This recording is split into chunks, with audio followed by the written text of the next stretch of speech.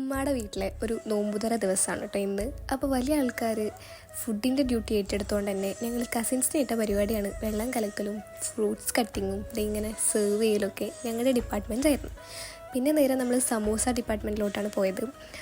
സമൂസ അല്ലാണ്ട് എന്ത് നോമ്പ് തുറയല്ലേ. പിന്നെ അതിൻ്റെ ലീഫിട്ട് കുറച്ച് മെനക്കിട്ട് അങ്ങ് റെഡിയാക്കി എടുക്കാൻ. പിന്നെ ബാങ്ക് കൊടുക്കുക അത്യാവശ്യം നല്ല ടൈം ഉള്ളതുകൊണ്ട് തന്നെ എന്ത് ചെയ്യുമെന്ന് ആലോചിച്ച് ഒറ്റയിരുത്തായിരുന്നു. എന്നെ ഫോളോ ചെയ്യുന്നവർക്ക് ഈ ഫോൺ സ്വന്തമാക്കാം. Give away.